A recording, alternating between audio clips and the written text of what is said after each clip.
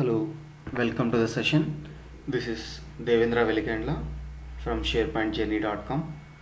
In this video, we'll talk about what is SharePoint List, content types, and site columns, how to build these artifacts using Visual Studio 2012 for SharePoint 2013. Before going to the development of these artifacts, we'll try to understand what is SharePoint list, what is content type, and what is site column. The lists are basically data containers in SharePoint where you can store the data of different data types. This content will get stored in the database. So to build these SharePoint lists, we need to have a columns. In this demo, we'll talk about site columns. So what are site columns? A site column is a reusable column definition or a template that you can assign to multiple lists across multiple SharePoint sites. That is a major advantage of site columns. You build it once and you can use across SharePoint sites as a reusable column. So we'll see how to build a site column, then we'll go ahead and build a content type based on the site columns which we are going to create it. So what is content type? Content type is basically used for managing these different types of columns, that is different types of metadata that can be managed using content type. So let me open my machine where we can create the content type and site columns and the lists. So I'm using Visual Studio 2012 to create all these artifacts. I'm going to create a new project. To create a new project, I'll go to File, click on New Project, and under Office or SharePoint, I'm going to select SharePoint Solutions, from which I'm going to choose an empty project. I'll keep the name of my project as Team Details. Click OK. So once I click OK, it will initiate the wizard where I have to enter my site name and I have to choose whether it is a sandbox solution or a form solution. So in this case, I have entered the URL as sharepointjourney.com. I can validate whether this particular site is exist or not by clicking on this validate button. So let me go and click on this validate button.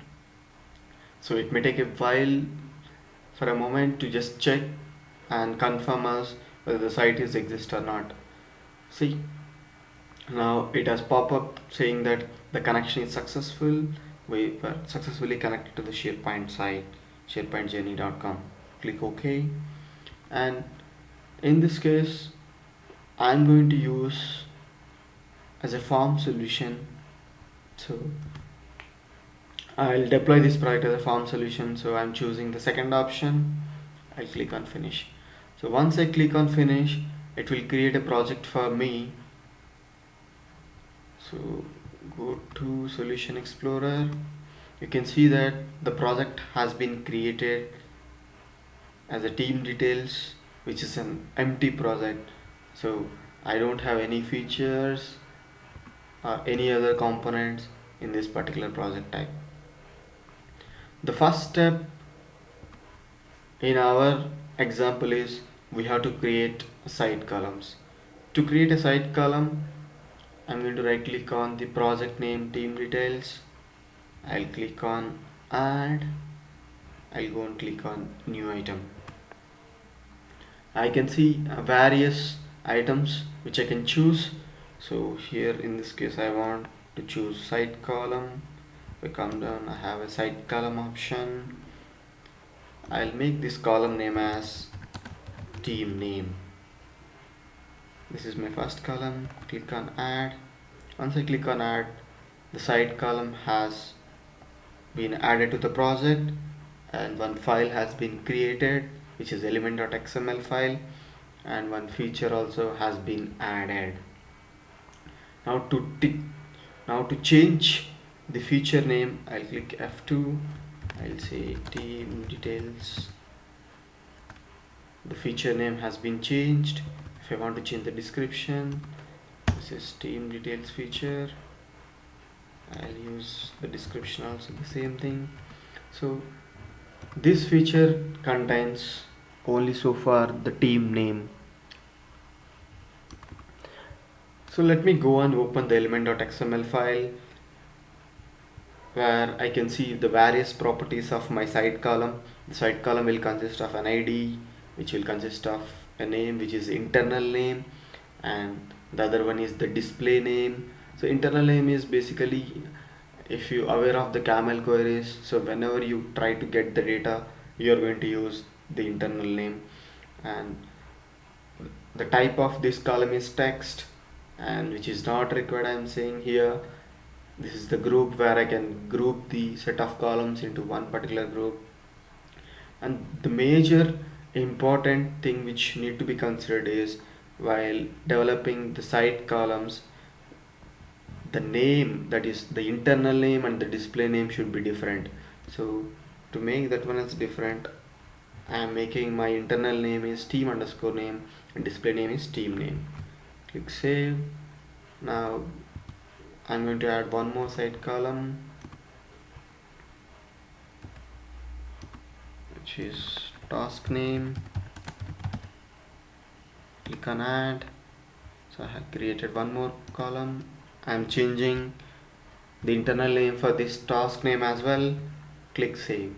Now for this example, I created two side columns, team name and task name. The next step is I have to add a content type. Right click on the project, click add, select new item. I'm going to choose a content type. This one I'm saying team details. I'll name it as team details content type.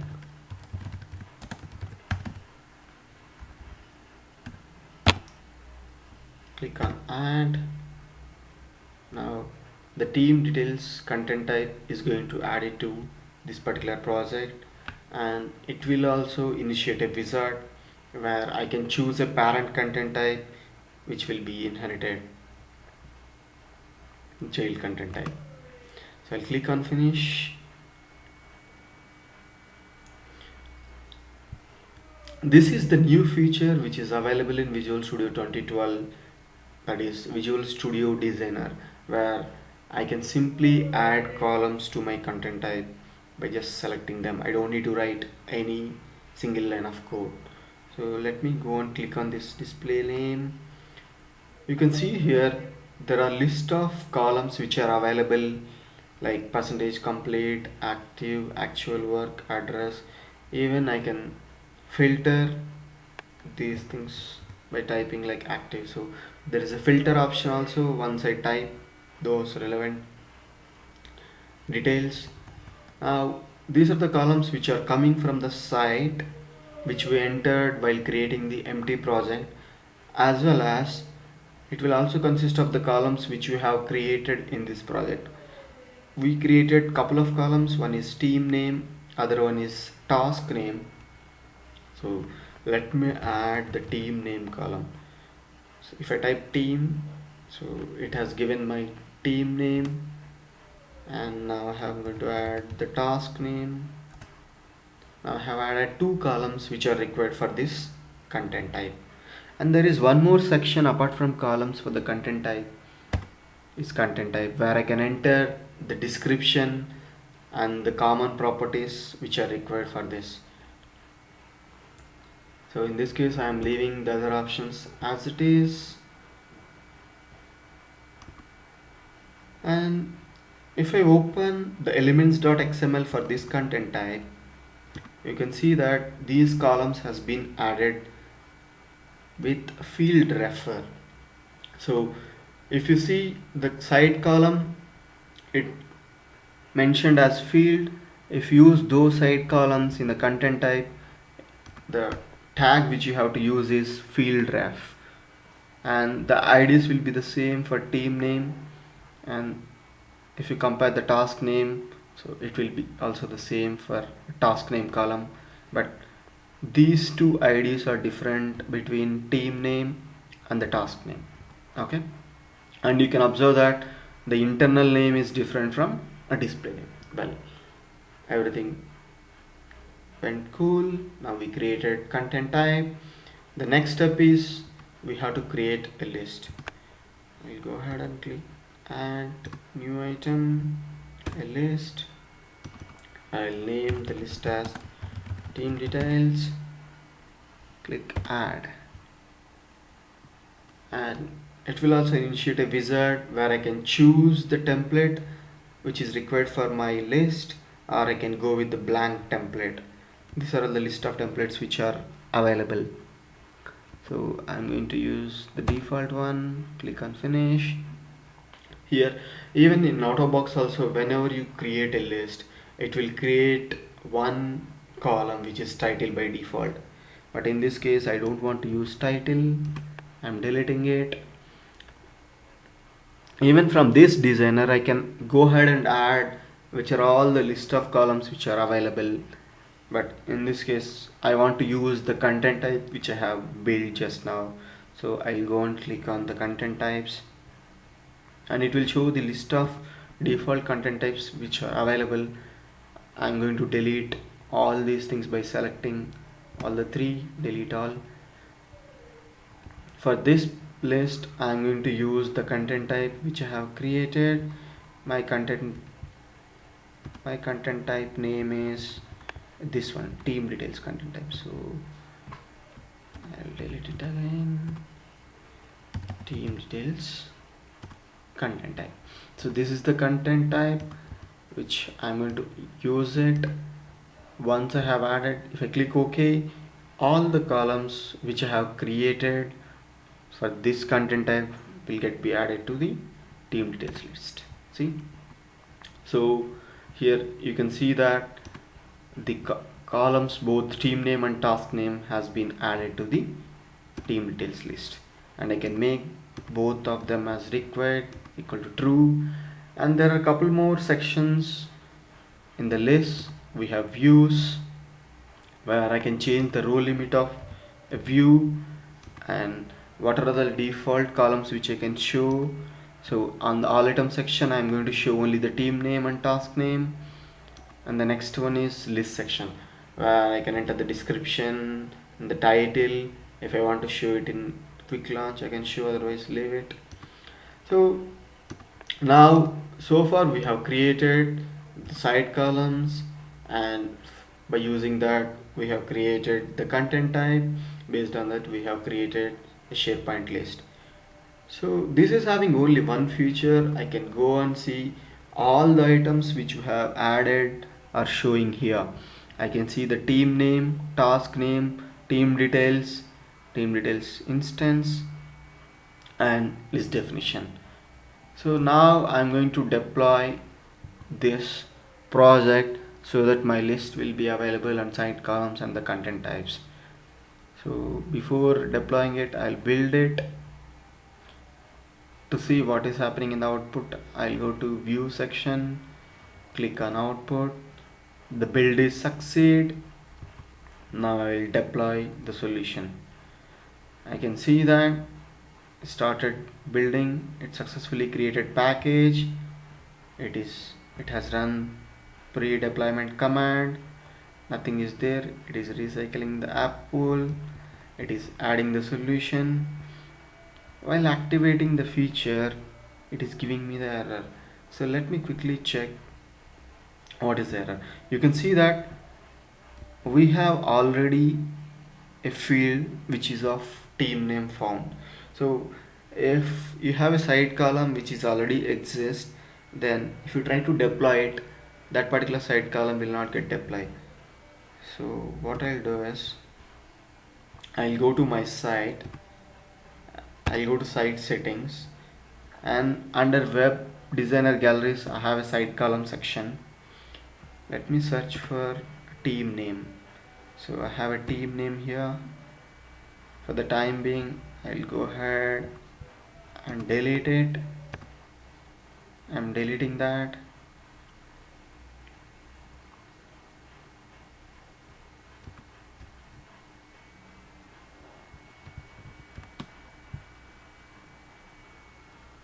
So it says site columns which are included in the content types cannot be deleted.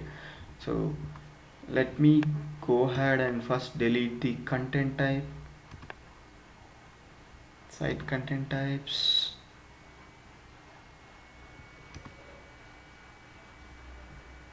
Let me choose the custom content type.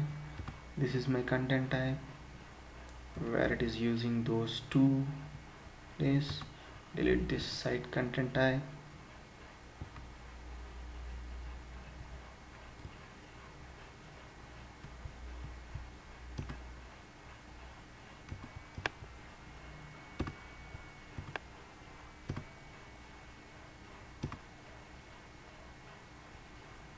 Or I'll delete the names. I'll delete the column names. So there is no content type which are using those columns. Now I'll go to site content, site settings, site columns. Sorry. Next, team name. Delete the column. It got deleted. Next one is task name. So I'm going to delete the task name as well.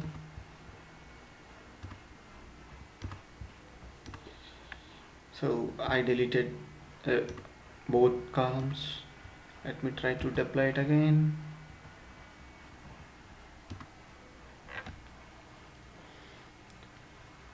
Now it is doing all the process, retracting the solution, adding the solution.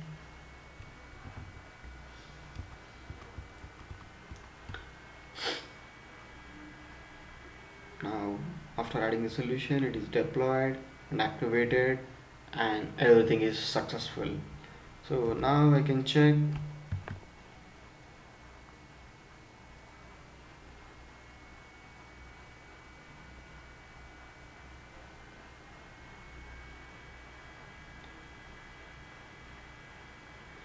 Give it a moment. It's doing IS reset and all, so it may take 1 or 2 minutes. So after that we can see the list which we have developed and the columns associated with that list. This is the latest message which will show in SharePoint 2013 saying that working on it.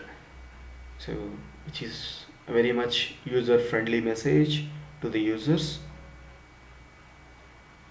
Now I can see under recent tab the team details list is available. Let me quickly click on that.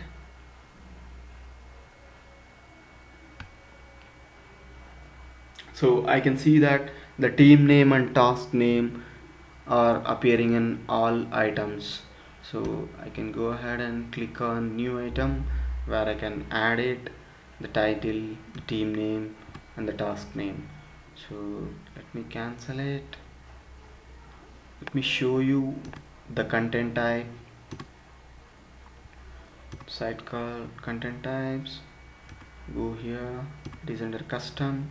I can see that the newly created content type here, team details content type, which is inherited from the item content type. That is the reason we are seeing the title column as well. If we don't require, what we can do is we can go back to our solution. From team details content type, the content type section, I can say don't inherit from the parent content type and save it. and redeploy it again.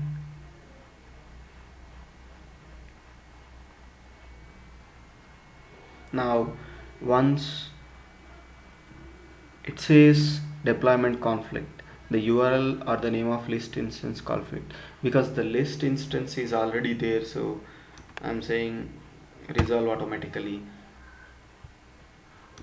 Let's go and see what is there in the output. It is deleting the list instance which is of team details, and then adding the solution and applying the solution. Now the deployment has been successful. We go here and refresh the page site, where now I should not see any title column which is available in my content type, which is team details content type.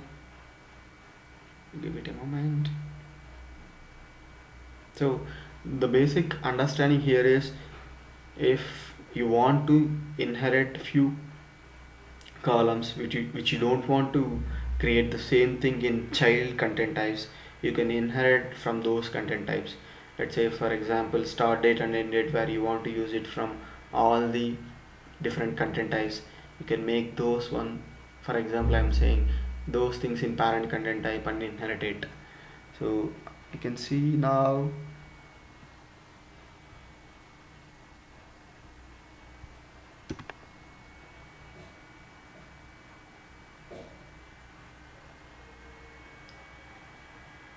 still hasn't refreshed. Team details, new item. See, earlier it was showing the title as well as now it is not showing the title. So I'll go ahead, site settings, site content types. Our content type is under custom content type. Here it is showing, but when I create this new list which is using that particular content type, is not showing anything. So I hope it is helpful